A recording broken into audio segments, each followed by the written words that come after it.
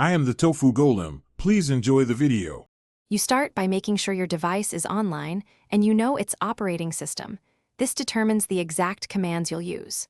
Once done, open the command prompt on Windows or Terminal on Mac OS/Linux or the Wi-Fi details screen on mobile. Make sure you have admin rights if prompted. Without them, you may not see DNS info. You're now positioned to run the first queries and view the adapter or interface details that reveal the DNS server addresses. You execute the specific command for your system.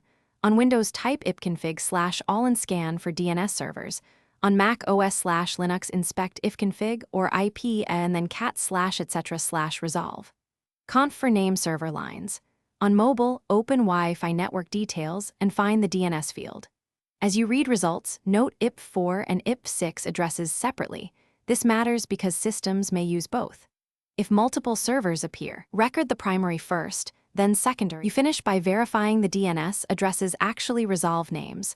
Run ENS-lookup or dig against each server and check response times and return records. If resolution fails, change the DNS entry in your adapter or router settings to a working server and restart the network interface or device to apply changes.